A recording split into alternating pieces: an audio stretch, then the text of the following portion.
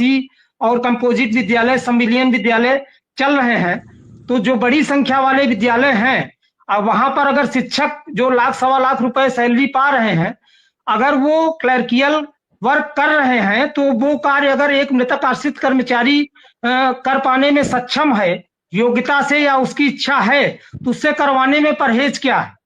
दूसरी चीज ये है कि हम लोगों का ये प्रकरण चलता रहा, हम लोगों की समस्याएं ऑन पेपर चलती रही, और विभाग ने ब्लॉक संसाधन केंद्र से लेकर के सर्व शिक्षा अभियान में आउटसोर्सिंग संविदा के जरिए आधे दर्जन, एक एक दर्जन नियुक्तियां कर डाली।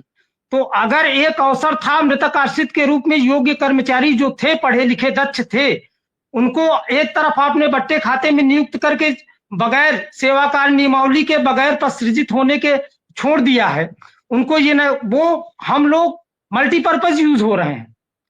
कर्मचारी अपने क्षमता के आधार पर सेवा दे रहा है, कोई विद्यालय में है, कोई कार्यालय में है, किसी को किसी कार्य में लिया जा रहा है, किसी को किसी, कर्मचारी को पता भी नहीं है कि उसे क्या करना है, उसके क्या कार्य हैं।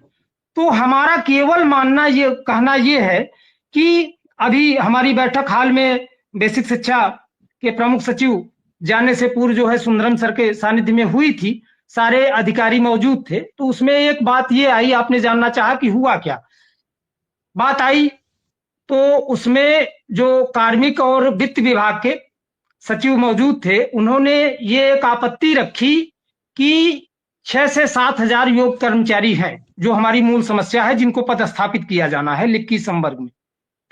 तो समस्या ये आई कि इसमें विधिक अड़चन आएगी, कैसे पद परिवर्तित किया जाए।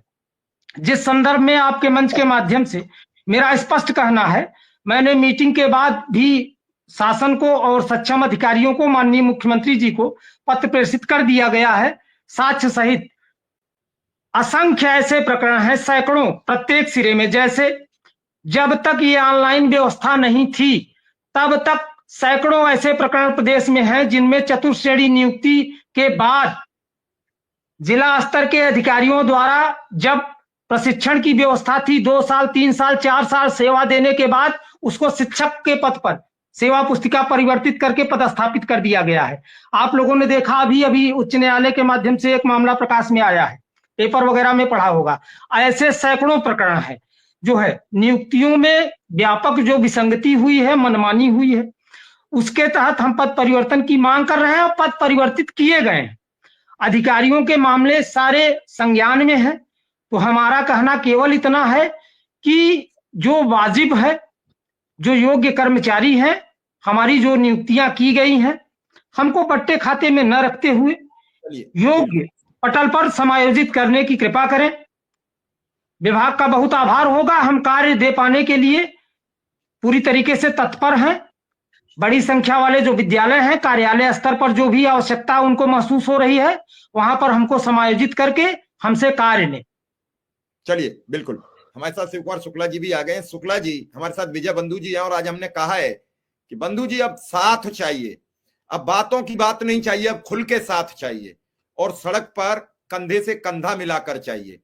शिक्षा मित्र ठग चुका है, बुरा मत मानना बंधु जी, हर बार शिक्षकों ने इसे ठगा है, सामाजिक रूप से ठगा है। जब जब जरूरत पड़ी तो कहते हैं शिक्षा मित्र शिक्षक है, और जब शिक्षा मित्र को जरूरत पड़ी तो कहा तुम किसी काम के नहीं, तुम 9,000 पाते हो, हमें 1 लाख मिलते हैं, आप जाओ, आप पर तो किराए के पैसे नहीं है, आपकी क्या मदद करें। यही शिक्षा मित्र अनुदेशक का सच है। शुक्ला जी, अभी हम बंधु जी से बात करेंगे इसी मुद्दे पर। पहले आपसे लेंगे सवाल कि फरवरी में बजट सत्र की चर्चा शुरू हो चुकी है। आज पूरा उत्तर प्रदेश, खास करके प्रयागराज और अयोध्या, काशी, अपार जनसमूह, अपार जनसैलाब।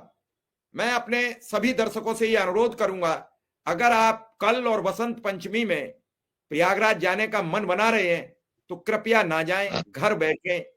जी जी, ये पर्व निकल जाए उसके बाद जाएं। बड़ी तादाद में पहुंचे हुए हैं कुंभ के श्रद्धालु, पहले उन्हें गंगा स्नान करने दें, वापस आने दें। अभी पर्व काफी समय तक चलेगा, आप भी पहुंचे, पर्व का लाभ उठाएं। और ऐसा नहीं है कि कल ही सब योग खत्म हो जाएंगे, पूरे पर्व में चलेंगे, लेकिन आपका परिवार और आप सुरक्षित रहें। मां गंगा ये नहीं कहती आप असुरक्षित हो जाएं, अपार जन